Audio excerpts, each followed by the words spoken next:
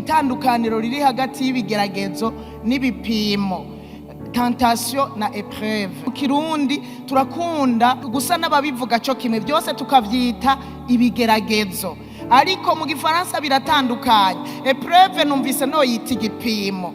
Gupimwa biva ku Mana, kandi bishaka gupima ubwizigirwa ufise muri yo. Iki gipimo Imana ikirungika ifise intumbero yo kugukuza canke yo kuguteza imbere mu buryo bw'imwemu no mu buryo bw'umubiri.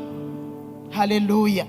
Mwari muzi yuko unesheje mu gipimo Imana iguteza imbere mu mwemu, ariko kandi ikaguteza imbere no mu mubiri. Ibigeragezo biva kuri Satani, kandi Satani abafise intumbero yo kudusambura, akadusuka kugira dusambure, kugira ngo ntadusambura gusa, ariko abafise intumbero yo kudushikanayo kugira ngo atwice mu buryo bw'imwemu cyangwa twice mu buryo bw'umubiri.